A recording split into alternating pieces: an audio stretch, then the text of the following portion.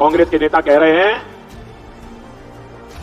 Press conference करके कहा, द्रौपदी मुर्मू जी कहा, रामलला के दर्शन करने के लिए जाना, मंदिर में पूजा अर्चना करना, एक आदिवासी बेटी और देश की राष्ट्रपति रामलला के दर्शन करके आई। उसके दूसरे दिन कांग्रेस पार्टी के एक बड़े नेता ने घोषणा की कि हम अब राम मंदिर को गंगा जल से धोकर के राम मंदिर का शुद्धिकरण करेंगे।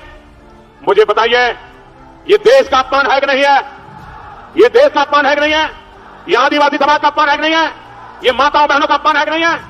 मेरे देश की आदिवासी की बेटी, मेरे देश की राष्ट्रपति रामलला के दर्शन करने जाए, मंदिर में पूजा अर्चना करे और दूसरे दिन कांग्रेस घोषणा करे कि अब हम राम मंदिर का शुद्धिकरण करेंगे। भाइयों बहनों, ऐसे लोगों को भारत की राजनीति में रहने का हक है क्या? पूरे देश को पता लग जाएगा कि हिंदुस्तान का धन कहां है, किसके हाथ में है, पिछड़ों के हाथ में कितना, दलितों के हाथ में कितना, गरीब जनरल कास्ट के हाथ में कितना, महिलाओं के हाथ में कितना, पूरा साफ हो जाएगा सबके सामने। उसके बाद न्यू पॉलिटिक्स शुरू होगी। उसके बाद ये स्टेज पे ऐसे कभी नहीं खड़े होंगे। अभी ये कह रहे हैं भैया मुझे नहीं मालूम, कब कहेंगे भैया मेरे 50% लोग हैं, मेरे 2% धन है, मुझे 50% धन चाहिए। क्या बोल रहा है ये आदमी? क्या बोल रहा है ये आदमी कि हम 50% लोग हैं, मेरे पास 2% धन है, मुझे मेरा 50% धन चाहिए। इस देश में आर्थिक आधार पर यह लूट मार करा सकता है, यह जस्टिफाई कर सकता है हाईवे रॉबरीज को कि एक गरीब ने एक अमीर को लूटा। यह जस्टिफाई कर रहा है एक तरीके से कि मुझे मेरा 50% चाहिए और आपको वो 50% दिया जाएगा। वो सरकार सुनिश्चित करेगी देना या तुम खुद लूट लो, लेकिन एक बार तुमने उसको बता दिया कि तुम्हारा पास 2% धन है और तुम्हारी आबादी 15% है, तो तुमने उसको इस देश का अमीरों से 15% लूटने का कम से कम दिमाग में एक बीज डाल दिया, एक कीड़ा डाल दिया, एक आइडिया डाल दिया कि मैं इसको लूट सकता हूं। इस तरीके से यह इंसान क्लियर 153A और 153B का स्पष्ट ऑन रिकॉर्ड यह आदमी अपराध कर रहा है। यह आदमी देश को जाति के आधार पर सिविल वॉर में ढकेल सकता है। यह आदमी आर्थिक आधार पर आपके भारत को सिविल वॉर में ढकेल सकता है। इसके पागलपन की, इसकी फ्रस्ट्रेशन की, इसकी चिढ़ की प्रकाष्ठा बहुत ही खतरनाक होती जा रही है, राष्ट्र के लिए भी और इसके दिमागी संतुलन के लिए भी। जय हिंद, वंदे मातरम, खुदा हाफिज।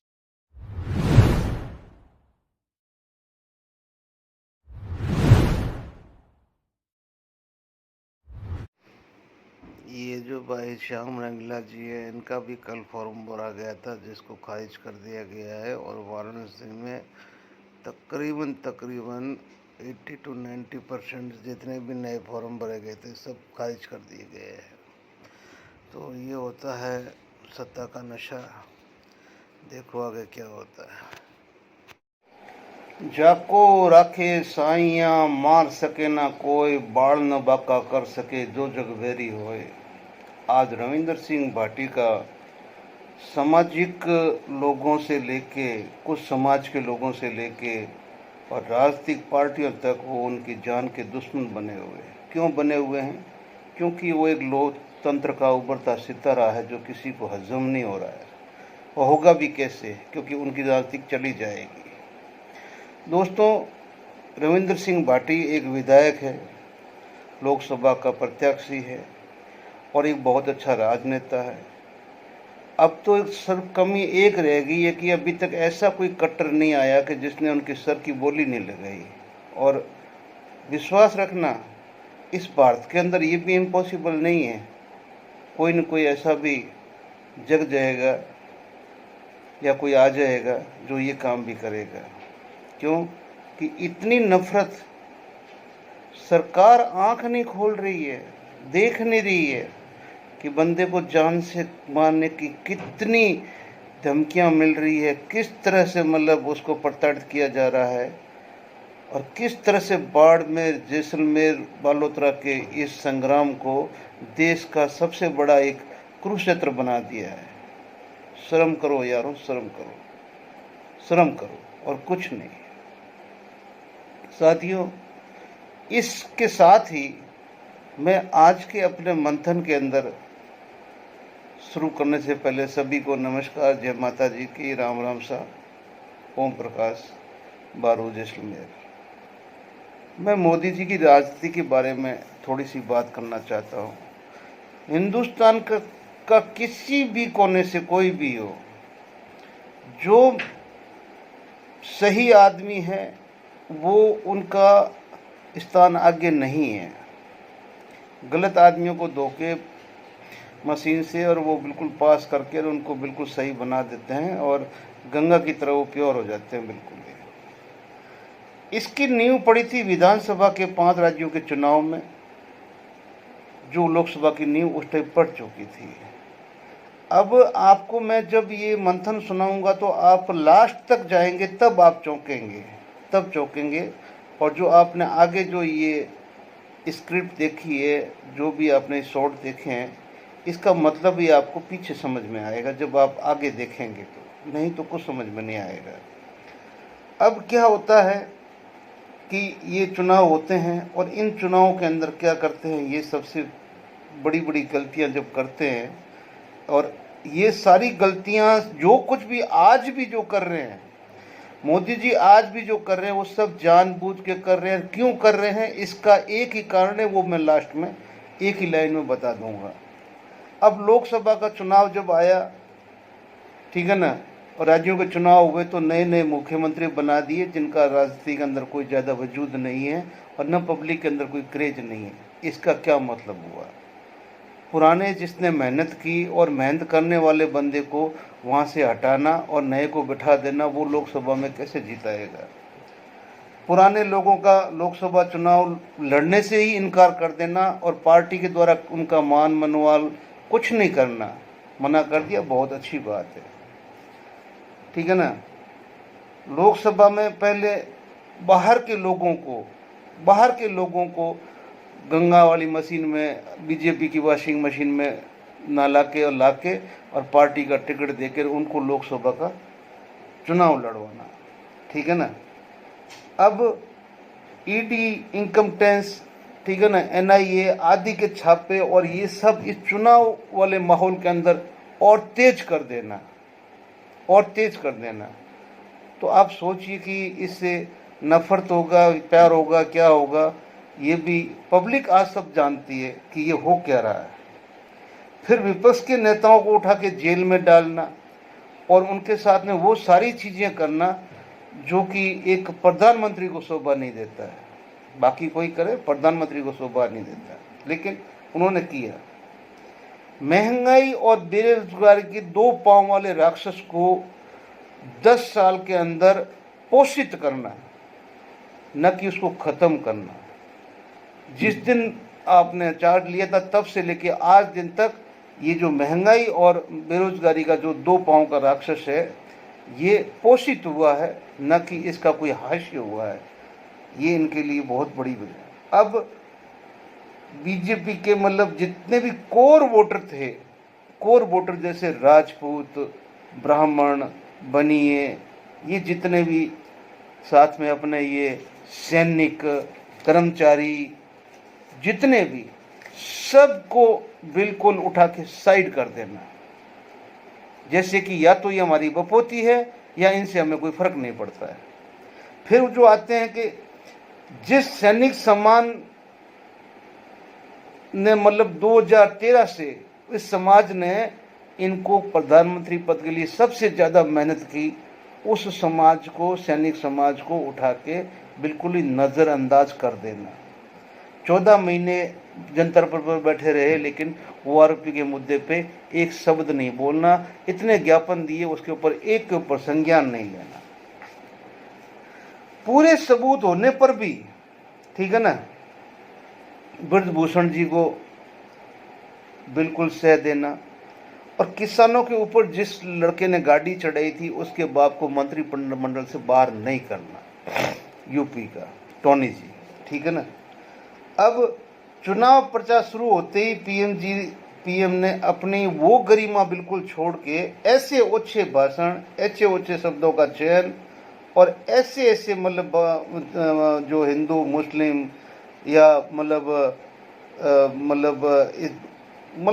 एक तरह से अडानी अंबानी से वापस दुश्मनी, ठीक है ना। और मंदिर मस्जिद में जैसे कि मस्जिद का ताला लगा देना, नवीन पटनायक का मजाक, इस तरह से मतलब ऐसे पता नहीं क्या क्या, मतलब द्रौपदी मुर्मू जी के ऊपर ये इल्ज़ाम, ठीक है ना, कि वो मंदिर गए तो अब कांग्रेस वाले बोलते हैं कि वो मंदिर को धोया जाएगा, ये किया जाएगा। वो भी सब वो मिला नहीं हमारे को, वो नेता नहीं मिला, सोशल मीडिया पे ढूंढ लिया पूरा ही, किसने कहा, ये वक्तव्य नहीं मिला। लेकिन अगर देश के प्रधानमंत्री ने बोला तो सही बोला होगा ना। अब बात मुझे यहाँ पे उठती है कि जब आप राम मंदिर गए थे, पूरे देश को बुलाया था, इतना फिल्म सिटी को बुलाया था, इन हीरो हीरोइनों को बुलाया था, तो क्या देश की राष्ट्रपति उनके अंदर बीच में मतलब वो उचित नहीं था कि वो क्या उसमें जगह की सम्मानित हकदार नहीं थी? एक देश की राष्ट्रपति राम मंदिर के उद्घाटन में उनको नहीं बुलाना आपने क्या साबित कर लिया, जो आज आप दूसरों के लिए बात कर रहे हो, ठीक है ना। तो ये भी आपका एक बहुत गहरी साजिश है, चाल है, ठीक है ना। और बाद में क्या उन्होंने उनको मंदिर जाने के लिए, उन्होंने तो नहीं बोला कि मैं मंदिर जाऊंगी, आपने नहीं बोला, उन्होंने कैंसिल भी कर दिया था, लेकिन फिर आपने क्यों भेजा? अब यहाँ पर आती है आपकी 75 साल की पॉलिसी। आपने खुद ने कम से कम 75 से 80 जनों को, लोगों को 14 के अंदर ही बिल्कुल ही साइड में लगा दिया था। पूरे देश में कम से कम 80 ऐसे लोग थे जो इस बीजेपी के जनक थे, पोषक थे, इस बीजेपी के बीजक थे। उनको उठा के 75 साल का हवाला देके साइड में कर दिया। चलते कार्यकाल के अंदर नजमा हेपतुल्ला से इस्तीफा लिया गया 75 साल के कारण। चलते कार्यकाल में मुख्यमंत्री आनंदीबेन पटेल से ये लिया गया, इस्तीफा लिया गया और दूसरे को मुख्यमंत्री बन गए, वो 75 साल की होगी। आज जब आपके ऊपर आन पड़ी है तो अमित शाह जी को आप आगे करते हो कि ये तो कोई कानून लिखित का नहीं, ये तो मौखिक है। अब क्या, अब इस बात पे यहाँ जब आते हैं तो अब आपके पूरे देश को ये पता नहीं चला कि पिछले 10 साल से जो कुछ ये बोलते आ रहे हैं सब के सब जुमले हैं। और जुमले हैं तो साहब हम जो आपके कट्टर भक्त है बीजेपी वाले, कहीं न कहीं हमारे दिल के अंदर टीस तो उठती है ना कि हमारा सर्वोच्च नेता ऐसा कर क्यों रहा आखिर। तो हमने अंदर ही अंदर मंथन किया तो हमने पाया कि संघ से निकल के वाजपेयी जी ने राजनीति की शुरुआत की और वो अकेले थे।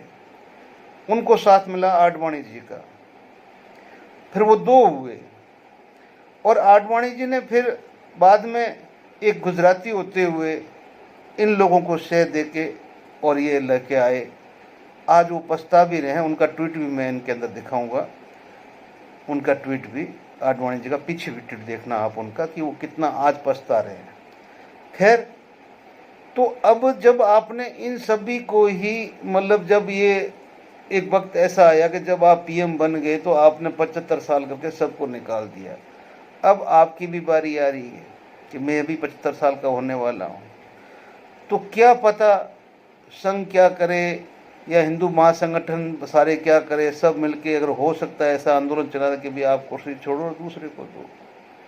तो आप ये जो कुछ भी कर रहे हैं ये आपके अंदर एक कुंठित भावना है और या फिर आपके अंदर बहुत ही अच्छी नेक भावना है। और अगर ये नेक भावना के तहत आप कर रहे हो, जैसे कि ऐसा कठिन प्रश्न पत्र बना के बीच में ब्लैंक छोड़ देना, जो उस ब्लैंक को सही भरेगा वही उस परीक्षा में पास होगा, मुझे ये लगता है। क्योंकि वाजपेयी जी ने मतलब मेहनत की, मेहनत करने के बाद में ब्लैंक छोड़ा, मोदी जी ने भरा और मोदी जी ने उसको भरने के बाद में वो अपने आप को, अपने व्यक्तित्व को पूरे विश्व में उस मुकाम पर लेके चले गए कि उस मुकाम को आज के दिन कोई टच नहीं कर सकता बीजेपी के अंदर। तो मोदी जी ये तो चाहेंगे कि जो मुकाम मैंने सेट किया है, जो लाइन मैंने टच की है, जैसे ही दूसरा उसको पार करेगा मैं नीचे हो जाऊंगा। ये उनसे कभी सहन नहीं होगा। इसलिए वो चाहते यही है कि मैं किसी भी तरह साम दाम दंड भेद करके मैं बीजेपी की सरकार बना दूंगा। सरकार बन जाएगी, लेकिन मैं इनको इतना मजबूत सरकार बना के ना दूं कि ये सारे उस गफलत में आ जाए कि आगे मेहनत करनी छोड़ दे। इसलिए जब उनको ये लगा कि नहीं, इनके बीच में एक ब्लैंक ऐसा छोड़ो कि जो मेहनत करके उस ब्लैंक को भरे वो ही उस लाइन को या तो टच करे या उसको पार करे। मुझे जो इनकी मानसिकता है ये ज़्यादा लग रही है।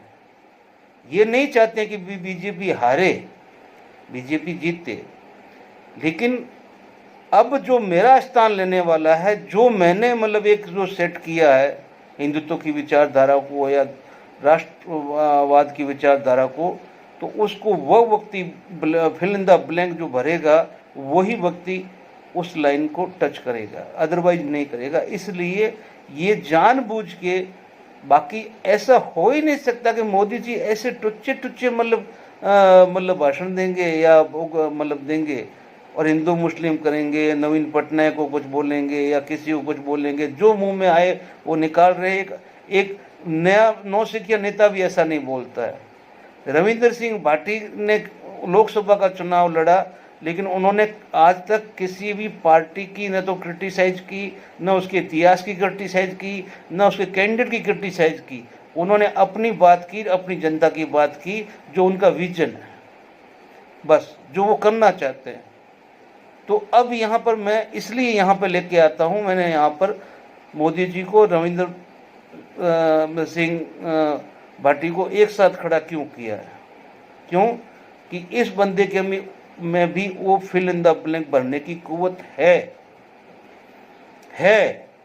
अगर आगे बढ़ेगा तो हो सकता कहीं इससे आगे भी निकल जाए। तो ये जो मोदी जी कर रहे हैं, ये सब कुछ जानबूझ के कर रहे हैं। उनको पता है कि मैं मार्गदर्शन मंडल में भी नहीं रहूंगा। जिस दिन मैं प्रधानमंत्री पद से नीचे उतरूंगा, मैं अपना वो वचन निभाऊंगा कि अपना झोला उठाऊंगा और हिमालय में चला जाऊंगा। परिवार तो अब इनको घुसने भी नहीं देगा। क्यों घुसने देगा? क्योंकि इन्होंने पिछले अपने पूरे राजनीतिक कार्यकाल के अंदर पूरे देश को एक ही बोला कि मेरा परिवार तो कोई है ही नहीं। भले ही मैं अंबानी, अडानी और जितने बड़े उद्योगपति उनकी बेटियों की शादियों में जाके डांस करता हूँ और लाखों रुपए के सूट पहन के खूब अपने एंजॉयमेंट करता हूँ, लेकिन मेरा अपना परिवार नहीं है, खून का परिवार नहीं है। बाकी बहुत बड़ा परिवार है। ये प्रदेश को एक वो मान रहे हैं। अब क्यों पीछे घूम रहे हो कि मैं तो गरीब के लिए बोल रहा था? अब गरीबों की बेइज्जती क्यों कर रहे हो? आज के गरीब से एक बच्चा नहीं पाला जाएगा, वो 11 बच्चे पैदा करेगा। आप बोले पे सही रहो, ठीक है ना? आपका ये बिल्कुल सही है, फिल इन द ब्लैंक। अगर ये आप रखोगे, मेहनत करने वाला बंदा ही आगे पहुंचेगा। तो यहाँ पर तीसरा बंदा जो आएगा वो आपसे भी बढ़ के होगा, जो इस बीजेपी को लीड करेगा। नहीं तो बीजेपी का वो हो जाएगा, क्योंकि आपने उस लायक छोड़ा ही नहीं ना। जितने भी बीजेपी की टहनियाँ थी, जड़ थी, जो बड़े मतलब तने थे, सब कुछ तो तहस नहस कर दिए। और आपने अपने आप में ही एक नींव डाल के, एक जड़ डाल के अपने आप में एक ऐसा पेड़ विकसित कर दिया कि जैसे वो धराशायी हो तो पूरा बीजेपी धराशायी हो जाए। आज के दिन तो यही है ना, आपके नाम से ही फूल है, आपके नाम से ही फूल के नाम से ही आप हो, एक दूसरे के पूरक हो। और अगर ये धराशायी होता है तो पूरा बीजेपी धराशायी होता है। ये तो क्या पागल कुत्ते ने काटा था कि जो इतने बड़े बड़े सीनियर लीडर जो बच्चे थे वो भी चुनाव लड़ने से पीछे हट गए। तो इसलिए माँ से मेरा आपसे ये निवेदन है कि आप विशेष तौर से एक आग से दूर रहना। इस बाड़मेर जैसलमेर को जलाने की कोशिश मत करना कभी भी। ये रेगिस्तान वैसे ही इतना जल रहा है, यहाँ आज भी अगर रेत के टीले के ऊपर पेट्रोल की बूंद डालोगे तो वो भाग से भभक उठेगा। ऐसा गलत प्रयोग इस पश्चिमी रेगिस्तान, इस मरुधरा की माटी से मत करना मोदी जी। मुझे लग रहा है, ऐसा एहसास हो रहा है कि आपका प्रशासन है, हमारी राजस्थान सरकार है, इतना सब कुछ होने के बाद में इस तरह के वीडियो करके वो बंदा अभी तक पकड़ में नहीं है। ये तो हद की बात है ना। क्या है आपकी इंटेलिजेंसी, ठीक है ना। अपने देश के अंदर एक छोटा सा टपोरी आपके हाथ में नहीं आ रहा, तो क्या आप विदेशों से वो सारे वो लेके आ जाओ? कुछ नहीं हो सकता है। इसलिए मेरे देशवासियों और विशेष तौर से बीजेपी के जो कार्यकर्ताओं, आप कार्यकर्ता हो, कोई नेता नहीं बन गए हो, ठीक है ना। मत लड़ो आपस में, ठीक है ना। बनेंगे वो नेता, वो आगे जाएंगे, बस कुछ नहीं है। आप अपना काम करके फिर 4 साल आप अपने वही बीड़ी के सुट्टे मारते रहो और किसी कोने में बैठ के अथाई करते रहो, और कुछ नहीं आपका, कुछ हो भी नहीं सकता। इसलिए विशेष तौर से मैं यही कहना चाहूँगा कि मंथन करो, ठीक है ना। पार्टी से हमें कोई वो नहीं है, लेकिन आज पार्टी वापस गर्त की तरफ क्यों जा रही है, उसके मैंने आपको कारण बताए। और ये कारण ये सब कुछ जानबूझ के कर रहे हैं, वो फिल इन द ब्लैंक के लिए कर रहे हैं। बाकी आपकी मर्जी है, आप क्या सोचे समझे, वो आप स्वतंत्र है। जय हिंद, जय भारत।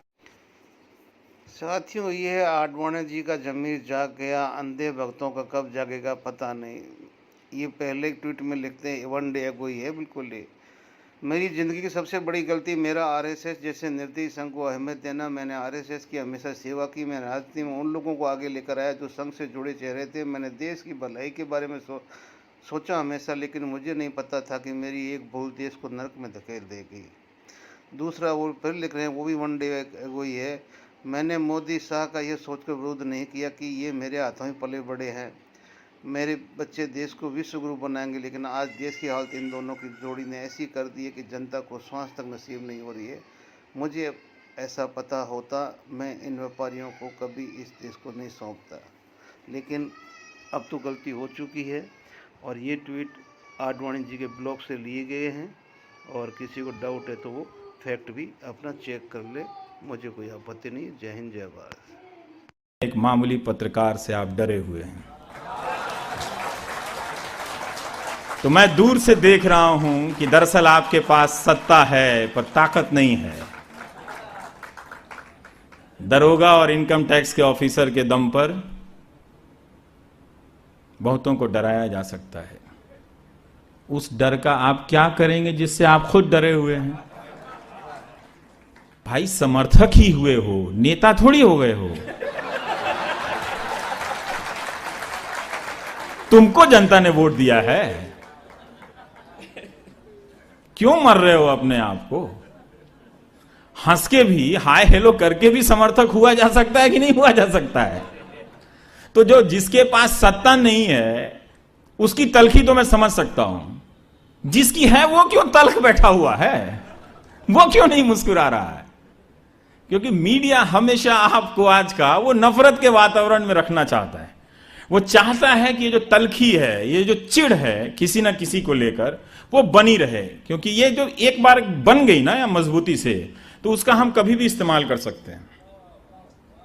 उसका हम सिख भाइयों के खिलाफ भी इस्तेमाल कर सकते हैं, रवीश कुमार के खिलाफ भी इस्तेमाल कर सकते हैं, बापू के खिलाफ भी इस्तेमाल कर सकते हैं, और आप किसी हिंदू के खिलाफ भी, गंगेश और गुंजन के पिताजी कहते रहे कि मत मारो यार, ये मेरा बेटा है, पोता है, मार दिया पत्थर से उस भीड़ ने। बताइए, उठा के अंतिम पत्थर मार के सर पे मार दिया। उसकी दादी ने कहा कि मेरे पोते को इतना मार दिया, मुझे तो छोड़ दो।